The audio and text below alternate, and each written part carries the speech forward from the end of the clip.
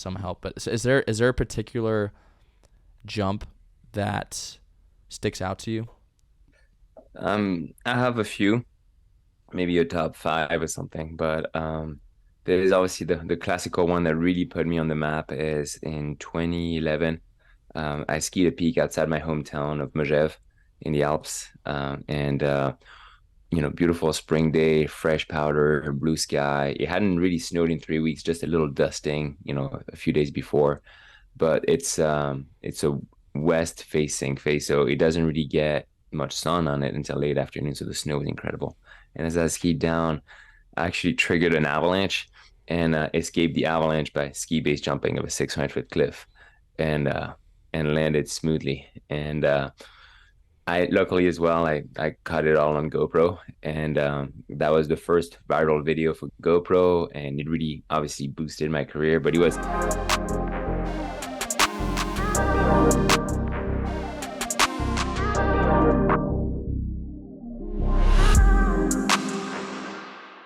Today's episode, we on the 38 Challenge podcast, we have Matthias Giraud, otherwise known as Super Frenchie.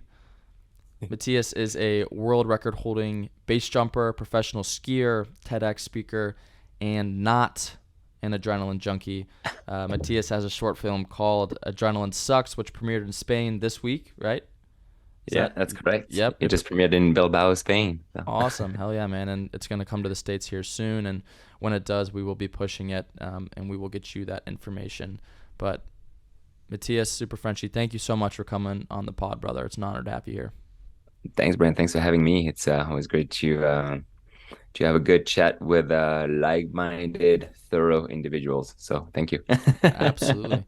Yeah, we're both a part of the Uncommon Group, which is a group of high-performing athletes, executives, veterans, former special operators, pilots, and you are certainly uncommon. A man of many firsts. And why don't you describe to the people listening kind of who you are and what you do? Because I binge watched Super Frenchie last night. I watched your short film. I watched the TED Talk, and dude, you do some crazy shit. So why don't you explain it to the audience?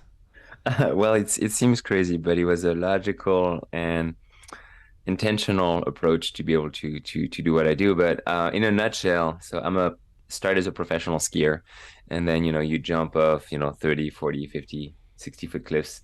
The landings started to hurt quite a bit, and I eventually wanted to add a parachute to my skiing so I could ski things that I could not survive otherwise. And I wanted to base jump since I was a little child. Base jumping means jumping off a static object like a cliff, a building, a radio tower, anything tall enough that is not an aircraft, with an unopened parachute. So you free fall off an object, open your parachute, and land safely. And so these two sports, combining skiing and base jumping, all of a sudden created this sport called ski base jumping that only a few people did in the world. And combining those different mountain tools, because that's the way I see it, skis, parachutes, ropes, harnesses, whatever, they're all mountain tools. So mixing all your mountain tools allow you to reach a level and realm that has never really been reached by many people in the mountains, or only reached by a few. And so by combining sports, I've had the privilege to do multiple firsts in the mountains. I was the first person to ski base jump off the Matterhorn, ski base jump of Mont Blanc, the highest peak in Western Europe. I was not the first person to ski base the Eiger, but I was the first person to complete the Alps trilogy: Eiger, Matterhorn, Mont Blanc, which are the three most prestigious peaks in the Alps. And so yeah, ski base all three of those. And yeah, I've done multiple first descents, skiing, first base jumps, and first ski base jumps across the world. And I'm fortunate to call it my job. Yeah, man. It's awesome. And watching that last night, I was like, I want to do this, but like I also don't want to at all. Do you still? I would never recommend it to anybody. Well, Yeah. it's the greatest thing you could do. I'll often say that it's also the dumbest thing you can do. Well, one of these days, man, we'll have to get together, and like I want to jump off something, because here at the 38 Challenge, right, we believe in doing things that make you feel uncomfortable, right, and relating that Perfect. to vulnerability. So I feel like Yeah, we'll have to see what that would look like, because I would definitely need some training and some help. But is there a particular jump that sticks out to you? I have a few, maybe a top five or something, but there is obviously the classical one that really put me on the map is in 2011. I skied a peak outside my hometown of Megeve in the Alps, and beautiful spring day, fresh powder, blue sky. It hadn't really snowed in 3 weeks, just a little dusting, a few days before. But it's a west facing face, so it doesn't really get much sun on it until late afternoon. So the snow is incredible. And as I skied down, I actually triggered an avalanche and escaped the avalanche by ski base jumping of a 600-foot cliff, and landed smoothly. And I luckily as well, I caught it all on GoPro, and that was the first viral video for GoPro, and it really obviously boosted my career. But it was one of those moments as I was flying away from the cliff. I was under my parachute, skis on, and my friend was speed flying, which is a small high performance paraglider. He was flying right over me to get the view. And as I was flying away, I remember I turned around to look at the snow falling off the cliff, the avalanche just pouring off this 600-foot cliff. It was a massive avalanche. And I remember telling myself, look at this as long as you can, because you'll never see this ever again in your life. And when I landed, I truly had a taste of what I like to call the fourth dimension, this dimension that is beyond this world in a way, but a part of this world. It's when you walk that edge between potentially going too far and losing it all, but also strongly pursuing that quest towards the absolute, the ultimate, having the highest moment of your life, but on the verge of probably losing it all. And that's what I call, that's what I always say, that's where the fruit is. And that fruit is the fourth dimension. It is that ultimate dimension of living and being an interconnection between mind, body, and heart, and that moment was it for sure. I've been really, that's why I say that I'm super privileged to and fortunate to have this as a job. I don't come from money or anything. A lot of the comments I see online is like, oh well, I'll do this for was rich too. It's like, no, you're missing the point, man. Like I struggled every step of the way to become who I've become and who I am now. But the biggest gift that I have is that I repeatedly get to evolve in that fourth dimension with my profession. And that's amazing. First ski base jump from the top of Mont Blanc. I waited 8 years for it. Finally, the conditions lined up. Climbed for 2 days with 50 pounds on my back. Got that descent with knee-deep powder, perfect blue sky, perfect jump. There was no cliff tall enough on Mont Blanc, so I had to jump off an ice wall. And that ice wall since then broke. And so it'll never be jumpable ever again. So I cut it the last time possible. So that's another incredibly magical moment after focusing on it for so many years. And last June, I got to ski base of the Aiguille du Goûter on Mont Blanc as well. It's kind of like the shoulder of Mont Blanc. And I waited 10 years to do it. And it's also the deadliest peak in the Alps, the deadliest spot in the Alps. And it's just having developed the skills to be able to now do things that I'll do only once in my life, but do it with total serenity and confidence is the greatest gift. Yeah. It's it took years, a big crash, a lot of introspection, a lot of facing your strong side, open to your weak side as well, and to be able to solidify yourself as a whole as a human being, but allowing you to to find the balance between a passionate, tender heart with a strong, unbending mind. Yeah, man. That's been Yeah. the journey. Yeah. And as I was watching Adrenaline Sucks, like a point that you always draw back to is your dedication to the craft, right? The preparation that it takes, the mindset that you have to be on. So it's not like you're just, this is a career and a profession which you have dedicated your entire life to, and you've done some amazing things, but it's not like you're lucky. Like you've made this happen for yourself, and you are lucky to follow your passion and your purpose. But you've chased this dream relentlessly, and that's why you've been able to make it happen. Do you still? What does it feel like now? Like, do you still get nervous? Like, what does it feel like before you're doing some of these fleets? Oh, I get nervous every time. Fear is a constant variable in my field that you learn to accept. You don't conquer fear. You could at best ignore it and push it to the side. You don't manage it. You could at best manage your anxiety. Eventually, you know, to become a true super Frenchie, which is obviously a parody of a superhero, doesn't even exist. But no, I'm not a super Frenchie. It's just a funny name. But in order to, I guess, to reach my um what I see my highest level of performance, I had to fully accept fear as constituent force of my endeavors. And yeah, it's that's been a big part of it, has been accepting fear and through dedication. And there's sometimes I'm on the edge of a jump and I have a hard time committing, right? Like my gear's right, everything's right, conditions are good. And somehow I just, to give that countdown, 3, 2, 1. I'm terrified every time. I'm probably even more scared now because I almost know too much. Yeah, yeah. And I've lost too many friends and got hurt myself too, and almost died myself several times. And so too much, so it's harder to commit because you know how bad it can go.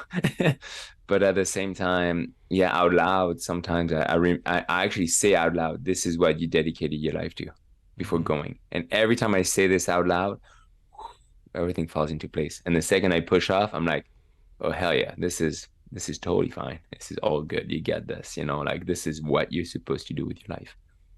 And Absolutely. it's an incredible feeling. But the only way you can get that is to go through the trials and tribulations of many years of self-creation. You create yourself. And I can't remember the exact quote from Carl Jung, but pretty much he said that a man has to go through the infernos of his passions, you know. And so I constantly go through the inferno of my passions. But and actually Carl Jung says you have to go through the infernos of your passions to overcome them. But for me, it's like it's not necessarily about overcoming them. I'm kind of like a hamster in a wheel. I keep doing my thing, but Yeah. um, but yeah, I constantly throw myself into the fires of passion, and I think it's because I do think passions are the meaning to existence. There's no meaning to existence, but what is the meaning to your existence? Well, the meaning to my existence is to live a full, passionate, fulfilled life, Mm. and I think that's kind of what a lot of people seek, whatever their tool is, whether it's Yeah. art or work or dedication to their family or whatever it is, or a blend of all of it. So, yeah, I And think in the end, it's all about meaning. What is your why? Why do you go to battle? And why did you put yourself into deadly situation where you had to save yourself? Kill people and watch your friends die. You had a why that was strong enough to put yourself through that gruesome experience. mm, And I have a why to put myself through, something that is could be viewed as selfish or not necessarily useful to society. But at the same time, I think being a fulfilled person is useful to society in the end because you're focusing on growth, your personal growth, but also the growth of others, instead of focusing on drama and negativity and engendering a wheel of destruction around you. yeah, man. Absolutely. Yeah, and I feel that not obviously my our passions are very different, but it's like I found my passion and my purpose after my brother died by suicide, right? And so sometimes your passion is and your purpose is given to you in not ideal circumstances, right? The worst circumstances of your life sometimes are what drive the things that you love. So we can definitely relate on that sense. And also when you have this passion and you are chasing it, there's a lot of highs and there's also low lows. That's what I'm finding, right? Like there's where there's passion, when you're not being fulfilled by it, like everything feels just off, right? And like it's a weird feeling to describe, but I'm sure exactly that feeling. Yeah, the highs and the lows, and when you experience the highest highs, you're gonna experience the lowest lows too. And I call it kind of like, it's there's the what we don't really see is, we hear about it in professions like, like yours and things like that. But with action sports, we only see the raw action, doing the crazy stuff and all that, but we don't see the blue Mondays. And you do have the blue Mondays. And the first time I had it, I was like, what the hell? Is there something wrong with me? I just did this, and I feel almost depressed afterwards, Right. It's no, it's just your body rebooting and your mind resetting, And I used to overthink all that stuff. Now I just accept it. And sorry. There you It go. doesn't mean that there's something wrong with you. It's just your body processing. Powerful moments that are incredibly potent. So, Mm. yeah. But, to go back to you finding purpose and awareness of your passions through losing your brother. For me, I already had these passions. What losing my sister did was reinforce them and actually help me commit to actually reaching my goal. So it was a trigger. It was a trigger for you in one way. It was a trigger for me in another as well, right? And but I think while it was probably one of the most traumatic experiences in my life, it was probably one of the most inspiring as well. And it's hard to see it at the time, but it was in many ways their deaths make us more alive, Yeah. and there's something really powerful about that because it is forced fed growth and introspection, and I've always been kind of like in my head kind of person, even as a kid, very extroverted and outgoing and high energy, but really overthinking everything, at the same time, which is generally like I guess an introverted, trait. But I guess I'm a extroverted introvert, if that makes Right. sense, Yeah. maybe. But I think a lot of people are afraid of introspection. They're afraid to dig deep and just really, it's not confronting your thoughts, it's just really exploring them and digesting them and going through that thorough digestion. And losing someone you love or close one is it's gruesome. It's super painful. But it is an opportunity in the end, man. It's I was talking with Adam Biletsky. He's one of my teammates on Black Yak, my clothing sponsor for mountaineering and all that. And he's done, 8,000-meter peaks in the. Oh, sorry. I think I have a phone ringing and I'm trying to turn it off. Hold on. I hope can you hear it in your recording? No, you're So, good. okay, perfect. Awesome. Sweet. Sorry. No, all Um, good. and Adam Biletsky always says that he does 8,000-meter peaks in the winter solo, 26,000 foot peaks solo. And he always says that he carries his dead friends in his backpack. Mm. So all the people that he loved, that he lost, like give him, if they died in the mountains, they give him the knowledge on how to survive a situation, but they also empower him to keep doing what he's doing. So and I think, yeah, losing my sister was definitely one of those moments. So yeah, it's I think about her daily, and I think about her in the mountains a lot. And it's still, I lost her 20 21 years ago. Uh and it's still a driving force in the mountains. So yeah, Yeah, and it's important to remember I think that. it is important to remember, and it's also very important to talk about it. Obviously, both of our siblings dying by suicide. A lot of people will dance around the subject, but I think Yeah. it's super important that we just talk about it openly and honestly, and um, you know, things that we saw and how we're able to carry on their legacies through pursuing our passions, right, and our purpose. And for me, it's like I started this in memory of my brother and to honor Yeah. him, but now it's far beyond that, right? It's using that story and using his memory to help other people and to inspire other people to seek help. So, I guess, what do you remember from that time after losing your sister? Oh, it was, yeah, I could actually summarize the time after my, obviously it's been over 20 years, so it's been a long time. When she when she killed herself, she was 27, I was 18, and I was the only kid at home. So right away, I'd blown my knee, so it's kind of like a slow summer for me, because she died in July, and I had blown my knee that winter, so I was going through my rehab and working at a greenhouse factory, just sorting metal pieces, nothing really exciting at all. And I get a call that, she killed herself. So instantly, the first thing I thought was, I was pissed. I was like, what a bitch. It's the first thing I said, Right. which is incredibly, selfish to say or mean. But then after that, right away, it was kind of like, anger led to numbness. It's almost like someone punched me in the head and you're just kind of Mm-hmm. like in a daze. But then I got home and I had to snap out of it because my dad couldn't handle the news. So he went straight to work. And he lost his sister the same way he lost his daughter. So it was just, she was, my aunt jumped out of her window in Paris, and the same way my sister did. And so my dad was just, it's too much to handle. I just went straight to work. My mother, not a very nurturing mom. And so I came in and I had to, and she just handed me everything. She was like, all right, you got to call this and call the police and this and that and blah, blah, blah. And she was just, crying and just pretty much delegating everything to me, which whatever. It's, it's 18. It's fine. I didn't question it. So I had to call the cops, book the appointment in the mortuary to go recognize the body. We were living south of France. I had to book some train tickets to go to Paris.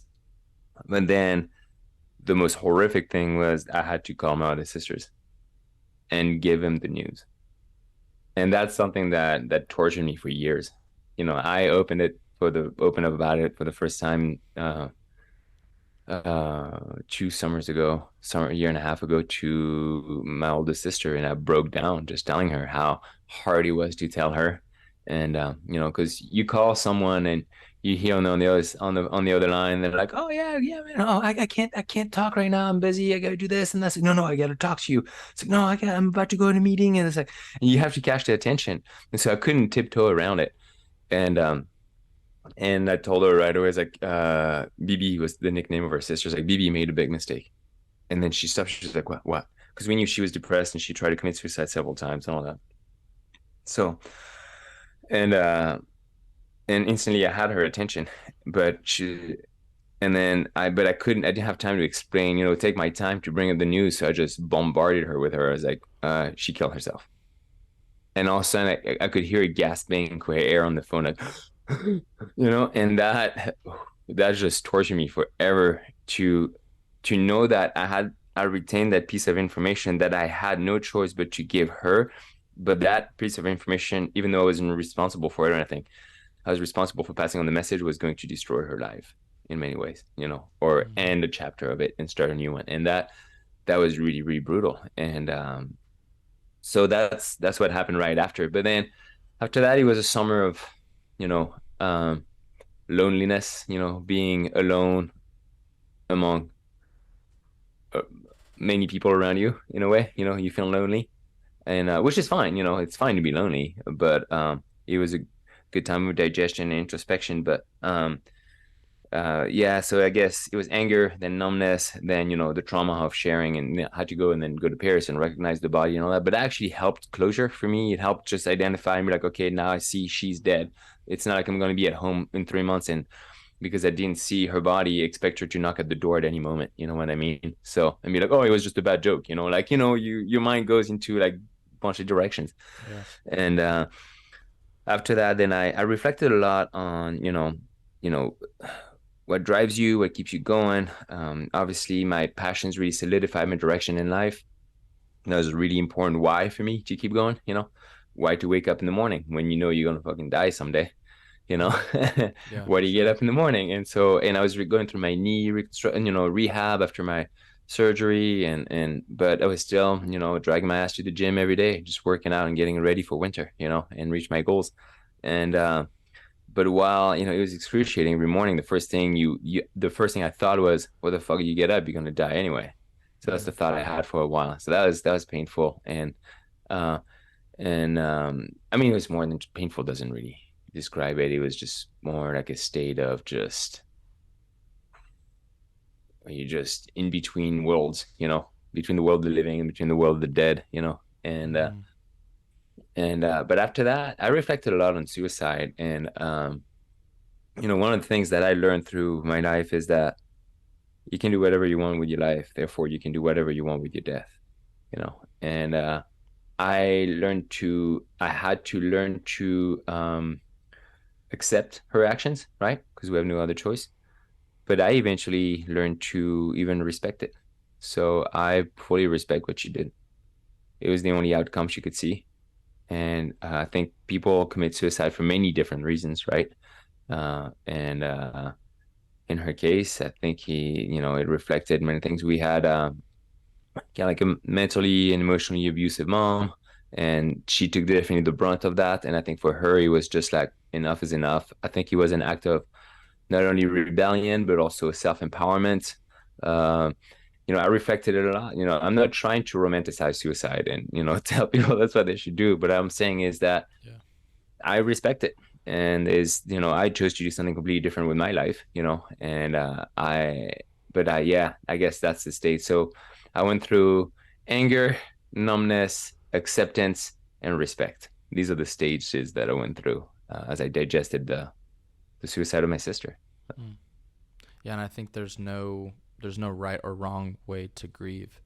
And I think one of the important points which you made and which we always talk about is, you know, that you had to have that uncomfortable, vulnerable conversation with your siblings, right? And that was Yeah, one of the hardest things that you've ever done. yeah, for And sure. you've done a lot of very uncomfortable and challenging things, and it just goes to show in our mission at the 38 challenge is like there's nothing harder than having uncomfortable conversations. There's nothing harder than asking for help. There's nothing harder than being vulnerable. And I think that story is a great example of that. And as I'm watching, as I have been watching Super Frenchie and your TED Talk and the short film that's coming up, as you talk about just your passion and your purpose and your profession, there's so many things that align with our mission, right? Of doing hard things and comparing that to being vulnerable. How would you define vulnerability to yourself? Uh, Vulnerability to myself is, well, I don't necessarily know if vulnerability is necessarily the right terminology, because I think for me, I call it, I think, um, the strength of honesty, Mm, which is always hard. We're not always honest with ourselves or with others. We postpone sometimes the hard conversation with ourselves or with others, right? But I think it's viewed as vulnerable maybe from the outside because we opening ourselves, right? So you just dropping that armor that you built around you, which we all have one at some point or another, right? Which I guess is why we're vulnerable, because we have no protectionism anymore, right? There's not a wall around us, and I guess the anybody that wants to siege us could come and attack us in a way too. It's a very medieval concept, I think. But no, I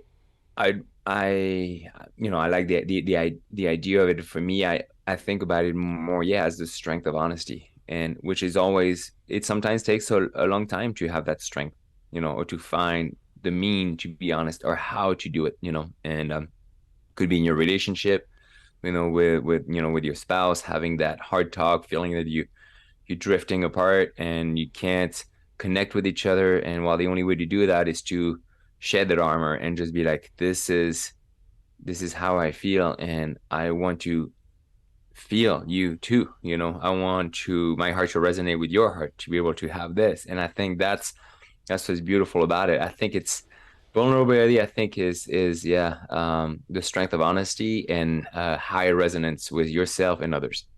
So Mm.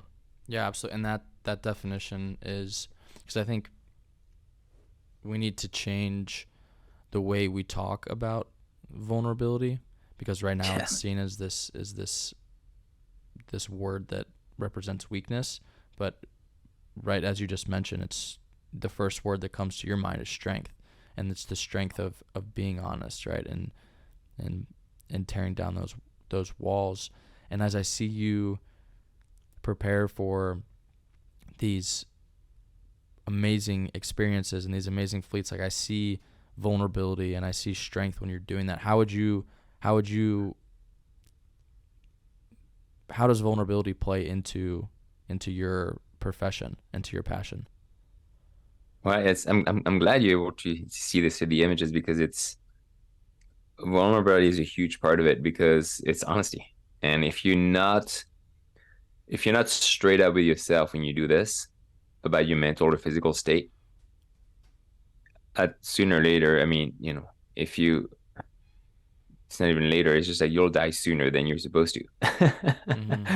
And because you can't necessarily lie to yourself, you can get blinded by ambition or desires or projection of self onto others or uh whatever your motivation is behind what you do. If it's not, and that's why I wrote this open letter and adrenaline sucks, is because having and what I talked a lot about during my TEDx talk was that honesty of dedication is super important because it's relying on the purity of the act to be able to be as efficient and powerful as possible. If you if you don't have that vulnerability, you're probably doing what you're doing for the wrong reasons. Yeah. And I think for base jumping, that's mountain. I don't even want to just isolate base jumping. I think for mountain sports, right? Unforgiving sports in unforgiving activities in unforgiving environments. You got to be honest with yourself and be straight up. You know, I, one of the things that we all identify our key, concepts or ideas or things we want to live by, right? And for me, it's always this, you know, I want to live a life of purpose, passion, and pragmatism. And I think that encompasses, I guess three elements of what we can call vulnerability or the strength of honesty or whatever you want to label it. Yeah. Yeah, purpose, passion, and pragmatism. That's good. It's important. And one of the things you said, which I love, is that if you are if you are not vulnerable, right, you can't achieve the outcomes that you want to, and you'll die quicker. Like I think that's such a powerful image of what suicide could be, right? And mental health, because it's like, hey, if you're not willing to accept the strength of honesty and accept where your weaknesses are and where things might go wrong and where you need to ask for help and you need to improve, if you don't bring those things to the surface and have that sense of strength, then it's a battle you're going to lose, right? So we have to show that vulnerability. True, but again, and I'm not because you and I both suffered from losing someone to that would love to suicide, right? But look, sometimes it's I mean, sometimes it's like for everyone who commits suicide, I think they see it as the only outcome, unfortunately, right? But in some cases, I look at Hunter S. Thompson, you know, he was just a strong person. He knew he was condemned with his cancer and stood up one day and be like, I choose to end my story on my own terms. So I can't, I'm not romanticizing it, but I respect it. And I think it's, again, we can do whatever we want with our lives. We can do whatever we want with our death. But if someone commits suicide out of trauma and they could have been helped, absolutely, help them, you know. If you choose to end your life because you know you have a terminal disease and you just you just want to end it, I respect it. You know, it's you have the right to do this, to end your suffering, you know. But if you're going through a suffering of trauma that could be, if you're going through any kind of suffering that could hopefully be alleviated, you know, and stopped, absolutely we gotta help, you know. And it's, but the problem is, and that's the thing that was really frustrating my sister, is that I wanted to help her, you know, the punk little brother that was trying to, that was not necessarily diplomatic, you know. There's definitely a lot of things that I told her that I regret, you know, now as an adult. But you know, he came from a good place to tell her, like, wake the fuck up, you know, like you don't have to live this life of depression and, you know, and doom and despair. Even though, you know, I'm a huge metal lover and I listen to a lot of doom metal, you know. Mm-hmm. That's another thing. But it's, that was a frustrating thing for me because I had this existential fire inside of me, but I couldn't feel that inside of her, you know. Be like, wow. And so I was trying to light that fire in many ways I could, to give her that why beyond any kind of suffering that you're experiencing, you know. And so yeah, it's I've learned to respect it. But if we can help, we have to, of course, you know. So Yeah, and I this think is going in a direction that you didn't necessarily expect, you know, out of this no, no, conversation. But no, yeah, no, yeah. no, man. But I embrace it. And I think it's all about our different experiences and perspective. Because with my brother, like he was, I guess similar to you, right? Like he was described as like a superhero, right? That's how I saw him. That's how a lot of people saw him. And because of that, he had this mask that he never took off, right? And Yeah. and so I think through the different experiences, and also Matt throughout his whole life experienced injuries to the head, through football and through his time in the Marine Corps. And so I think it's the just the different perspectives, right? Which is, that's life, right? And like we're not always going to see things through the same lens. And I think where vulnerability can help with suicide, especially in the veteran population and with men, is that people need to understand that there is nothing stronger than seeking help if you are holding those things back inside and are not willing to tell other people about it. Yeah, you know, I think there's definitely something cultural. I think there's something generational as well, you know. But being European, you know, I'm French, but living in America, I have dual citizenship now. But you know, the macho, strong American man, you know, it's kind of like this picture that you know, that young men in America are being forced fed, you know. And it's, you know, for me, I think it's growing up in Europe, it's, you have the macho man, you know, in Europe as well, you know, and all that. But it's also, we express our emotions a lot more, I think, overall. And I think it's not a sign of weakness because you're expressing your emotions. You know, you are, you feel the way you feel. It's the way it is. It's what you do with it that matters, you know. Mm. And if you just repressing all these emotions and thoughts, you're letting it fester and you're sending yourself into this spiral of just, yeah, just fermentation, you know. And you're not gonna help yourself, you know, by doing this. It's by trying to be tough and not open up, you actually becoming a burden to yourself and others. So just talk about it, you know. Mm-hmm. Stop being just, by trying to be tough and not impose on others, you're actually doing the opposite, you know, by trying to hold it all in. So just have these open conversations. It's going to be better for everyone involved. It's going to be better for your relationship with your spouse, your relationship with your children, your relationship with yourself, with your friends, everybody. Just just open up. But it's true also sometimes in a situation where you have the person that just, you know, pours like like a fountain all the time and you know, unloads their burden on you. But it's like, it's better to open up than to just hold it all in, because then again it's gonna be just you're just starting a negative spiral, not only just for yourself but for everybody else. So just talk about it, you know. Right. Just talk about it. It doesn't mean that you want to talk about it with anybody, right? You're not going to be grocery shopping and tell the cash register, you know, the cashier, be like, oh, well, you know what? I'm having a real shit day and I'm, digesting this and this and that. No, no, obviously there's a time and a place, right? Talk with someone you trust, someone you believe, someone you can bounce ideas off. And I think maybe that's why some people can't open up because they don't know who to open up to. Mm-hmm. And I never felt a need to seek, therapy or things like that, even though some friends did through losing loved ones, because I've had the privilege to be able to talk openly with people that I trusted within my environment. And I still do, and yeah, and I think there's American men need to stop that they thinking that they have to be these macho emotional vault. Just talk about it, man. It's all good. Right.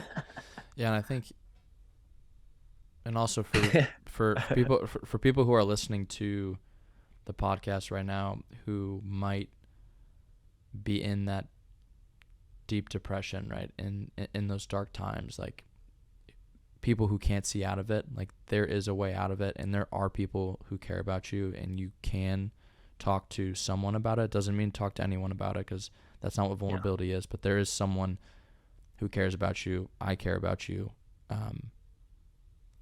And so I don't want anyone to think that, like, through our conversation today, that you can't reach out for help, right? Like there's taking that first step is how you lead to growth and how you grow. So, my question for you is like, let's get vulnerable. Like, what has been, I don't know if it was I don't know if it was the loss of your sister or when this moment was, but recall a time where kind of you were in that darkness and depression, because it's important for people to know that we've all been there.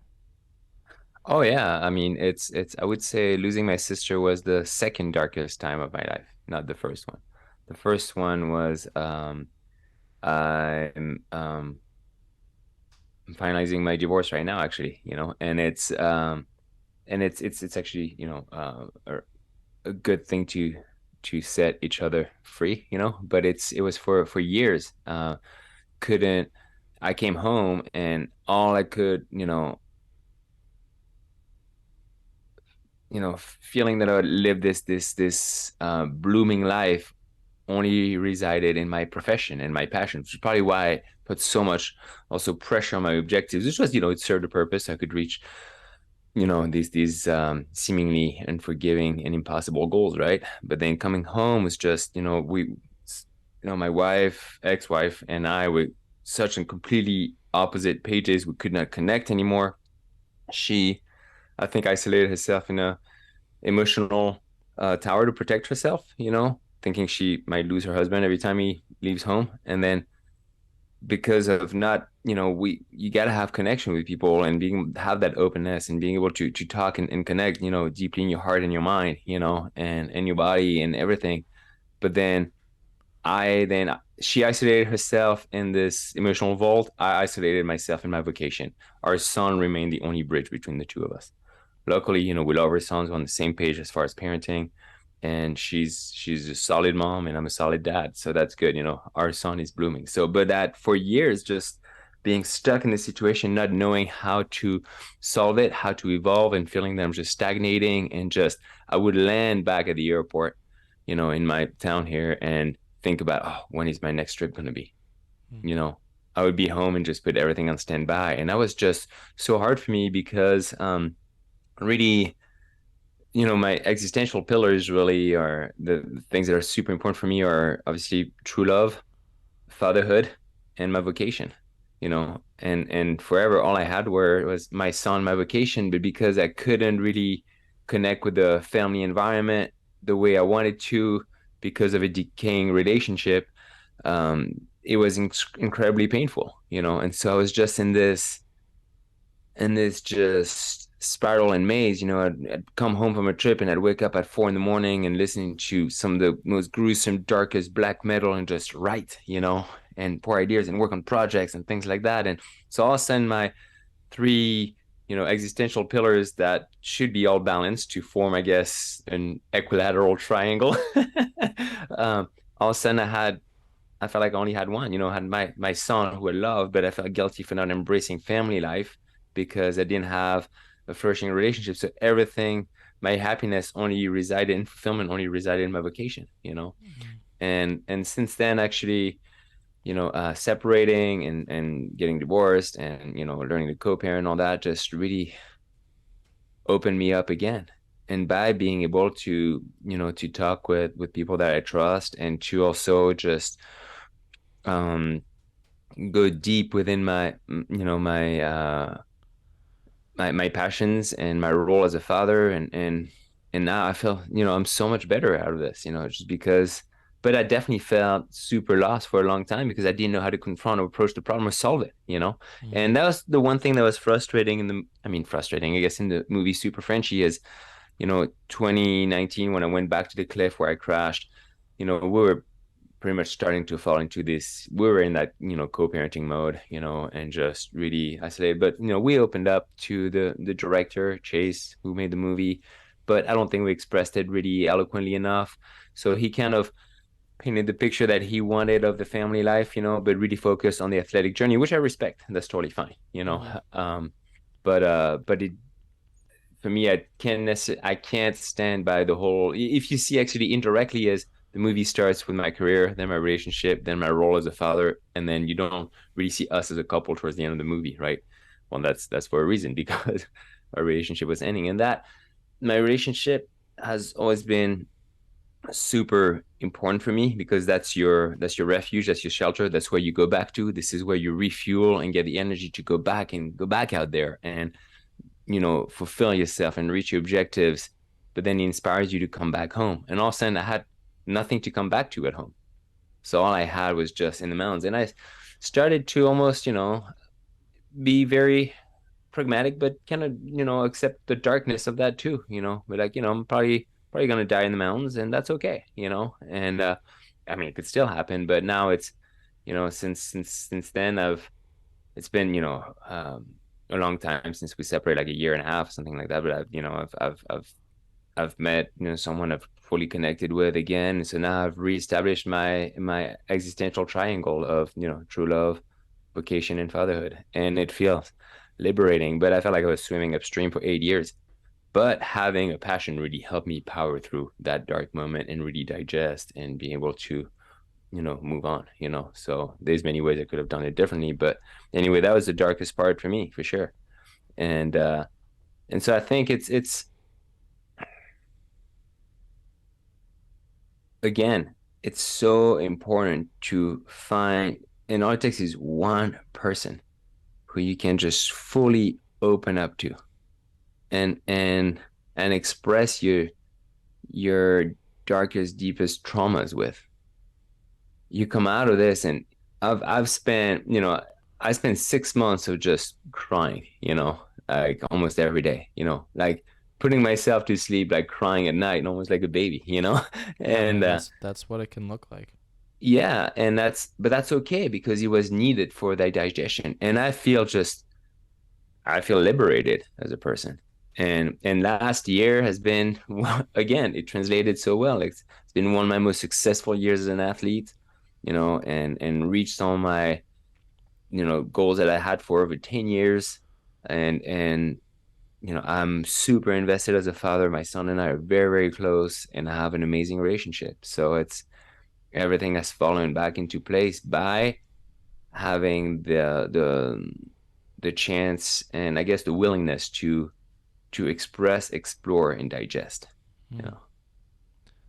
Thank thank you for showing that strength and vulnerability. No, seriously, man. Like, I think, My pleasure. and a lot of men out there right now, I'm sure, I'm in that same point. And what I love the image that you made is like you were swimming upstream, but you were still swimming, right? And although like there was times where where it was dark and you probably didn't see out of wherever situation you were in, like you kept taking it day by day and you kept taking it step by step and you kept pushing because you knew that at some point, maybe you didn't know, but now you know that at some point, like it all passes. And I think that that's such an important point that people need to understand is like whatever circumstance you're in right now, it's just like any other emotion or any other feeling, it is something that will pass. Yeah, but I think it's not necessarily just focusing on it just passing. I think it's just probably even one step further, if I may. I think it's just not Please. thinking of it as a finality, you know. Yep. It's not the final stage. It's a stepping stone towards somewhere else. What is the summit that you want to reach? Keep the summit in mind, but don't focus just on the summit, because then you're going to think that the route is never going to finish and you think of all the things you have to do to get there. You know, and that's why I always say success is in the vision, survival is in the details. And it's one of the mottos that I developed throughout my reconstruction as an athlete after my big crash, you know, and I always keep the summit of where I want to go in mind, but I focus on the next step that's going to lead me to the next step and to the Mm-hmm. next step. Focus on the steps to where you want to be, but don't forget about where you want to be, because otherwise you're not going to be evolving through life with the direction, you know. And and I think swimming against current could be, you know, that feeling of being aimless too, you know. And again, luckily, I've had always that passion for what I'm doing, for my vocation, you know. But you can't just put that weight just on this. Just like you can't put all your expectation and existential weight on a relationship. You know, it's like you have to have identify, you know, I talked about that with our friend Thor, you know, from the group in the Uncommons, Yeah, I love and Thor. about decision fatigue. You know, it's something that I heard from him, to avoid decision fatigue. Decision fatigue is when you have too many options at your fingertips, and therefore you don't know what you choose. So therefore, having too many options affects your decision making. So if you identify at the most your top three, maybe five at the most, but I think that's even too much, the top three things that you want to do or that are important for you, or let's say when I learned to fly a wingsuit, I focus on, okay, cool. So I got to focus on, you know, what I'm doing with my legs and my chest, and then I got to do this with my arms, you know. So or I focus on my exit, flight position, and opening sequence. So focus on three things every time. And once you've mastered those three things, then move on to the next, right? That's how you develop skills. You can't think of like, okay, I'm going to learn to fly an airplane. There's 350 instruments in the cockpit. I got to pay attention to everything. You're not going to go anywhere. And Right. that's what Thor was telling me when he was teaching through the Air Force. His worst students were the ones that were trying to pay attention to every single instrument. So he always told them to avoid decision fatigue, to identify their top three instruments. And then they've mastered their checklist. They have their top three instruments. They have the other ones they can rely on if they need them, but then they can fly with instinct. But they can't fly like that unless they've mastered already their checklist and their three top items. And I think you can do that in life as well too, you know. And that's why I've had the chance to identify my existential triangle and my, I guess, philosophical triangle of, you know, purpose, passion, and pragmatism, you know. And it's not just trying to label things just to sound pompous. It's just to clarify and to clarify ideas, and by just, yeah, developing this frame of reference, then it's going to be a lot easier to reach the top. And so the suffering or the pain or the despair that you're experiencing in the moment is not final. It is just part of that journey or where you're going to go. It is just a step in the process. Mm. That's all it is. And I've had the chance to learn that through base jumping. You know, when you approach a jump or something nerdy you've never done, or a crazy descent skiing, or seemingly crazy, but like a demanding ski descent, when I climb for sometimes a day or two, it's an emotional roller coaster. And I used to overthink it and be like, oh my God, maybe it's a sign. Oh my God, the birds are flying on the left of the tree. It's a sign I shouldn't be jumping, you know, like Yeah, some yeah. weird stuff like that. But then you realize, no, it's just, I'm just overthinking. I'm overfeeling, because I'm transitioning from this state of comfort to this state of survival, and I'm connecting with my environment. Mm. So a lot of the time, those feeling of despair or depression or sadness are simply because you're just overwhelmed. So take a deep breath, step back, and assess with pragmatism what you need to do. Mm. I love that, Take, man, and I love how you yeah. I love how you title that together. And so, what would your and I'm sure that the way you prepare for the stress and the feelings before jumping, do you practice mindfulness? Do you do cold plunges? Do you do any of these things that kind of prepare you for that, or through your profession, what advice would you give to people who maybe feel like they're swimming upstream right now? Like, what actionable tips do you implement? So I don't really do cold water plunge things. I mean, I do that sometimes more for health, for immunity, like for treating injuries, or like, let's say I've been skiing so much and my knees are just screaming with pain in my ankles. So I just go and, dip in the river when it's at 0 degrees Celsius in the winter for like, Mm-hmm. a couple minutes, and that feels really good. Yeah, yeah. But it's more for physical pain than necessarily emotional well-being. The one thing that I've learned is I did actually got my brain waves measured by a doctor, and for situations under stress and situations that went super smoothly. And the doctor realized that probably through my environment and performing in forgiving environment, I was able to clear my mind very quickly in order to perform, right? But I learned to practice that, and a lot of it is just the good old technique of breathing, Mm-hmm. you know. And this summer, actually, I had a new wingsuit, and I'm a better ski base jumper than wingsuit flyer. So I really got back into wingsuit fly a couple of years ago. There's a lot of things I need to learn. I can fly them, but there's a lot of things I need to practice, right? So I'm on the edge of this cliff in the Alps. I hiked alone because nobody was going base jumping that day. And I have a brand new wingsuit, and I'm on the edge of a cliff about to go. And it's and there's some fog coming in and out, and I'm just scared. I am so freaking scared. And I'm just standing there at the edge with my feet, over the edge of the rocks, just trying to gather my mind and heart to be able to push off this thing and fly away with the wingsuit. And that took 15 minutes to breathe deeply and Mm. exhale powerfully to really just eliminate any muscle tension, increase blood flow, sharpness, empty my mind, and reach that state of equilibrium between fear and excitement. Too much fear, not enough excitement, you're gonna freeze, and you're not gonna do what you need. Too much excitement over fear, you're gonna be complacent, and you're gonna crash and burn because you think you're too cool. So balance Mm. the two, your fear and your excitement. And I think recentering through your breathing. Breathing is one of the best things you can do. And I don't do meditations, things like that. I guess, I'm cheating, I guess. Base jumping is a fast track meditation. You push Yeah, off you the kind of cliff, and have to. within, Yeah, yeah, yeah, and yeah. an eighth of a second, you go, oh my God, oh my God, oh my God. And you push off, like, okay, I get this, and then that you feel like an omnipresent person. But, breathing is always the transition for me, and what helps me get into um this serene mindset. That's why I said in my new movie, Adrenaline Sucks, that I always take the time to breathe in the fear. Well, that can apply to every emotion. You can breathe in your anxiety. You can breathe in your stress. You can breathe in your depression. Mm.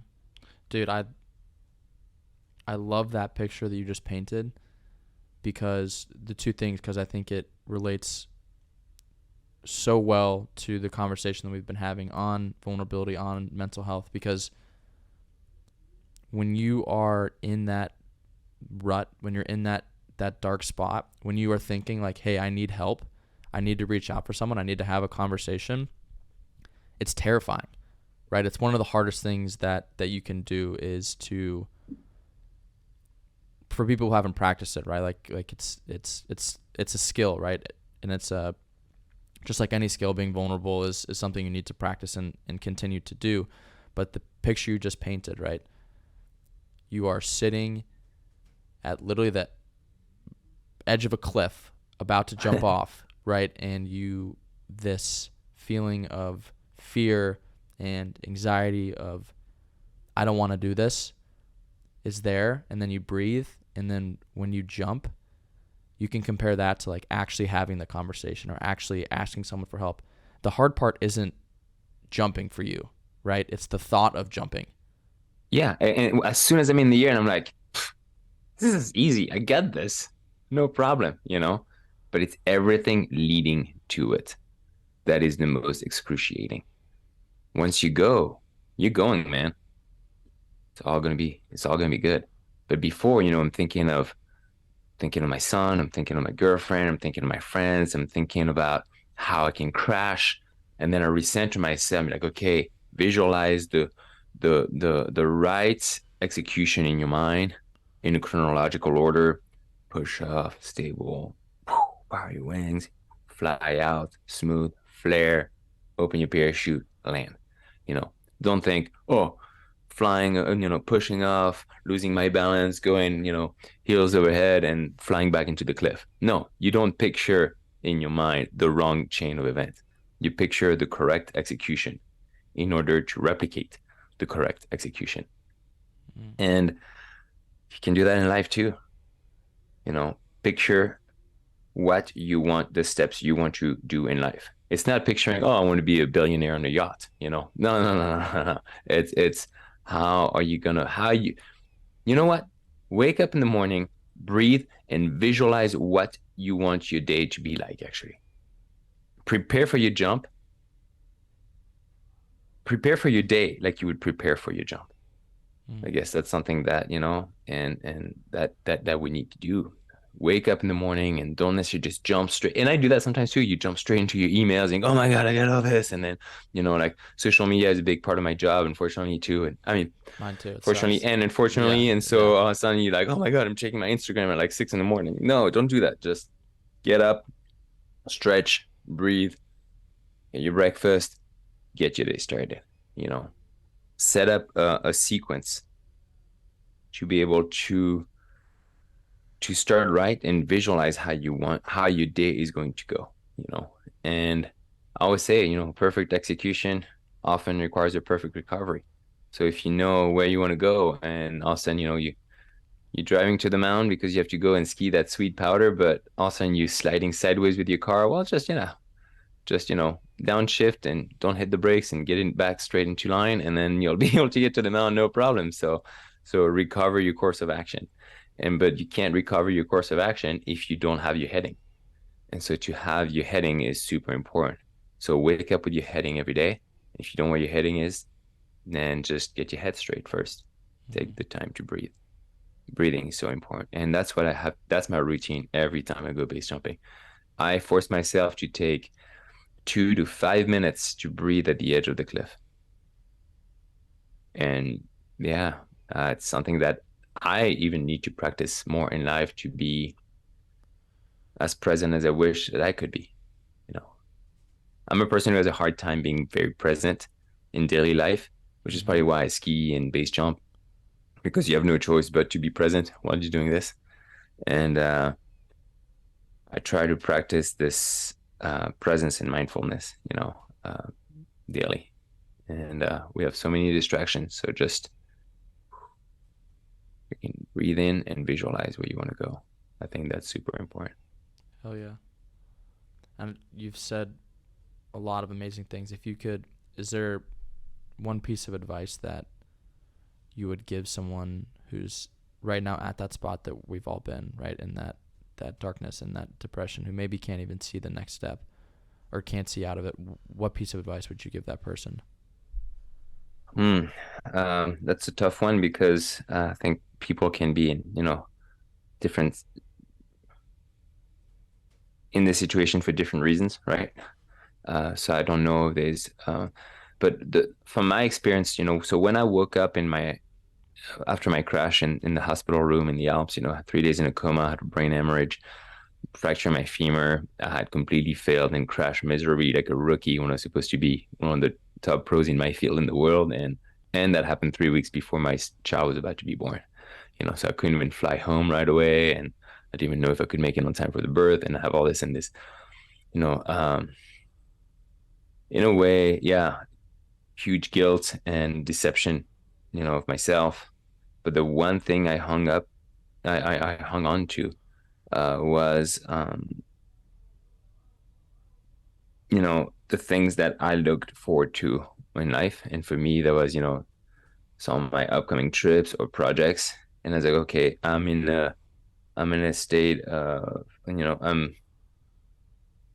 I'm destroyed physically right now, so I got to really spend the time to rebuild myself. But the first thing I did when I got out of the coma was think of where I hung on to where I wanted to be in order to be able to. I remember the good times to look forward to the other fulfilling and good times to be able to power through the difficult. And I think that's what's very, very important. And that's something, you know what? Actually, one of the it's a simple thing maybe, but um and it's not just trying to do a copy and paste, but I'd say if people are in that state, read Men's Search for Meaning by Viktor Frankl. Okay. It's a book that I read a year after my sister passed. Our friend Thor, we just mentioned earlier, he Mm-hmm. survived a stage 4 cancer, and I think he listens to that book on tape or reads it once a year as a Yeah. reminder of what Yeah. matters. And, I only know one person who that book didn't really resonate with. So it's not, something that could necessarily apply to everyone. But if you're in that state, I think you'll be emotionally or mentally open to um, finding that why. And so to give a quick synopsis on the book, so Viktor Frankl, Jewish psychiatrist who survived the concentration camp, right? Um, uh, German, and the Nazis, threw him in concentration camps. He lost all his loved ones, and they destroyed all his work. And then he's realizing that, he's this skinny intellectual that is somehow surviving while these people that are more, I guess, predisposed to survival around him are dying daily. And he's realizing, well, why am I still alive and all these people are dying? Well, he realized that he had a goal past his suffering. His goal was simple. He needed to restart and finish his work that the Nazis had destroyed. And that was his goal past, surviving probably one of the most horrific experiences that anybody can go through, the concentration camps. And so he survived, finished his work, and wrote that book, Men's Search for Meaning. So he was working on the therapy called logotherapy, was to help find people a meaning to their existence. Not telling them what it is, but helping them through the mental approach of it, right? And he realized through his work that I can't remember the exact number, but I think only 25% of his patients had clinical depression that might need to be balanced or offset by medication, Mm-hmm. chemical imbalance in the brain, and things are off. And unfortunately, it has to be, or fortunately, it has to be Yeah. Needs to be addressed. Yeah. calibrated or adjusted through chemicals, which, our brain is chemistry. That's all it is, right? But that also meant that 75% of his patients did not suffer from depression. They suffered from a lack of meaning. They didn't have a why. And the why is very personal. For some patients, it was, their family. For some patient, it was their personal pursuits or whatever it is. But he helped them identify their why.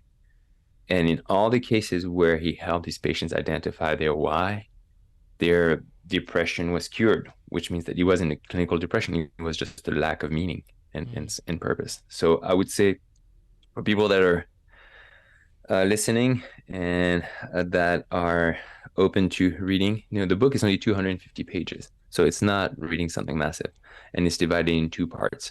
One is his experience through the concentration camps, and the second part is more hard facts about the logotherapy illustrated with examples throughout his life. So it's a powerful read, and I know for me it helped me.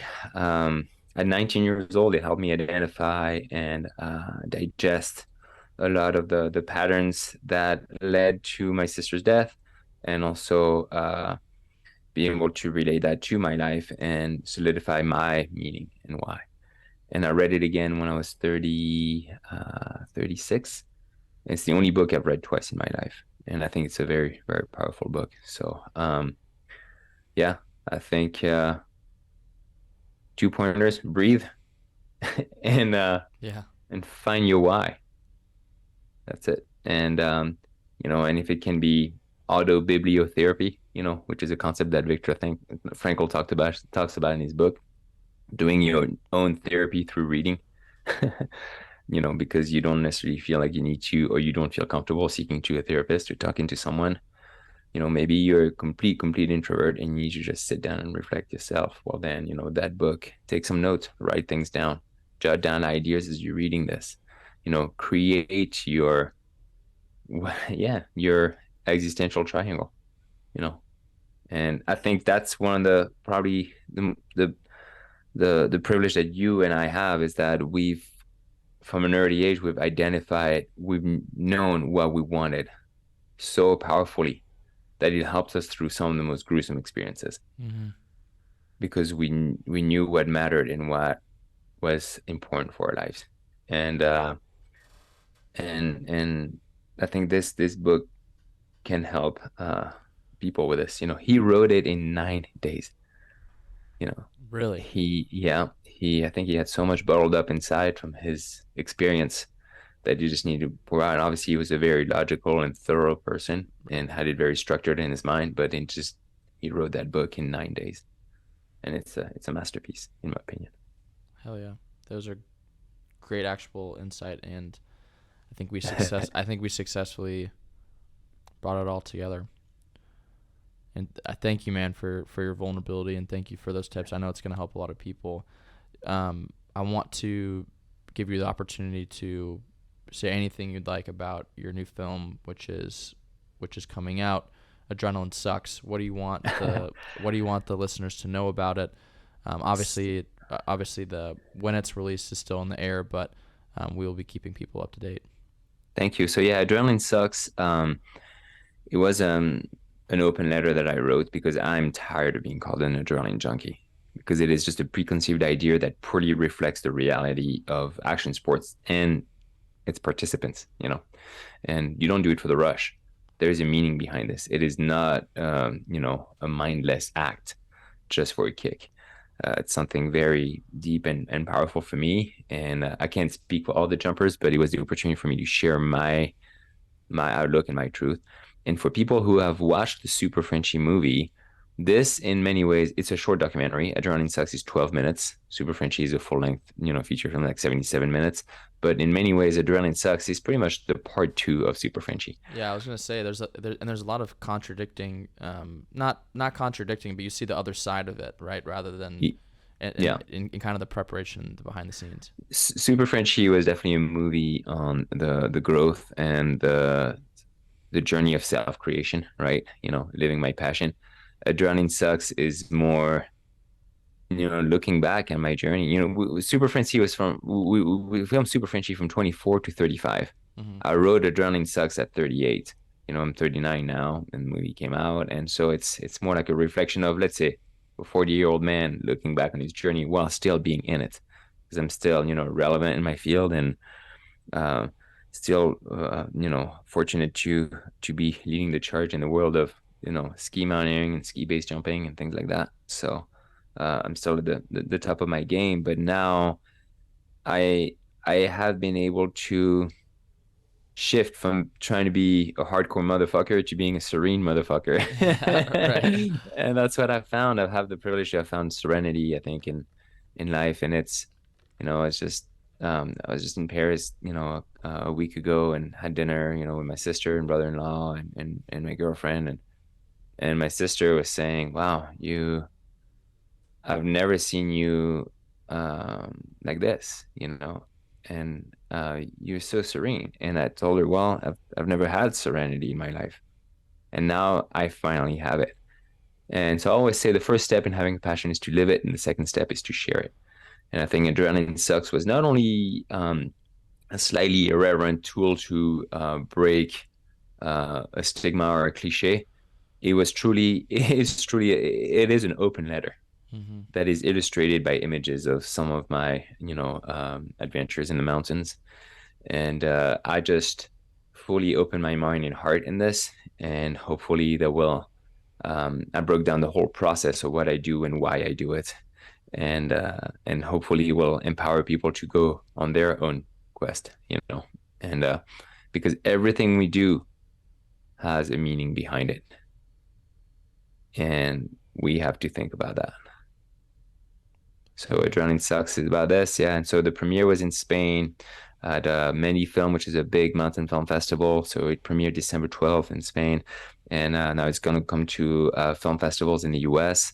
So I'll keep people posted through my social media on where the movie is going to play. And we are in the process of putting together a speaking tour, an Adrenaline Sucks speaking tour, where we'll play the movie, have a speaking engagement with us, pretty much, where I can explain more about this, because you can't summarize it all just in a 12-minute movie. Then I can go more in depth, and then obviously have a Q&A to interact with people, see their thoughts, or or what they want to reflect on. And I love having conversations. Obviously, I'm a very talkative person, and I'm excited about taking this on the road to not only show people, but to actually share with people and interact with them. So that's the plan. And where can people find you on social media? So Instagram is Super Frenchie Official. Same thing on Facebook. And otherwise, I have a website, superfrenchie.com, and you can send a message there if you want to reach out. You can also reach out to my manager, Carlos at superfrenchie.com. So these are all the ways to get in touch. Hell yeah, man. Well, I appreciate the conversation so much. I know I definitely learned a few things and have some actionable things to move forward with. And dude, we got to set up some time to ski together or do some. That would be Yeah, do some great. awesome That'd be things, man. great. Yeah. Let's make it happen, and we should try to have like an uncommon ski session. That'd be Yeah, dude, cool with our group of bros. That would be super fun. yeah, yeah, yeah, yeah. Jump off some shit and yeah. Have you? So that's a question I had for you earlier. Have you done any skydives through your experience in the military? Oh, Or I wasn't in the military. My brother was. So yeah, I oh, your actually brother yeah. was. So I actually never served. Oh, Yeah, okay. yeah. I So thought you served, so I misunderstood that. Sorry, I apologize. no, So, no, no uh, worries, no I worries. thought Yeah, you were but okay. well, So yeah. It's we gotta get you to jump out of a plane then. oh, 100%, man. Yeah, I went to go skydiving one time. Like we were just about to go up, and then it was too cloudy, so Yeah. they canceled it, and that was the last. Like I was like it was the most. It was an interesting experience because you had that that fear, and then they're just like, oh, And then can't, kind of make that. Yeah. yeah, they can't go today, guys. It's like, what the hell? Like, we finally got ready to go. But yeah, dude, let's do it. That's Yeah, fun. yeah. So I never served, and it's interesting back to purpose and passion because it's like I can relate to a lot of people who have, Yeah. without actually having to serve because we've all lost people, and that's where my passion and my service is through helping those who have served. So Well, that's admirable, and yeah, thanks for doing that. It's yeah, we need to share constructively, and it's I think, I I would say, I love irreverence. I think I do like shock value. I think it's very helpful too. But just to shock is not helpful, right? You got to have constructive irreverence, and I think the same thing has to apply to vulnerability. Don't be vulnerable just to pour your heart out in a not constructive way.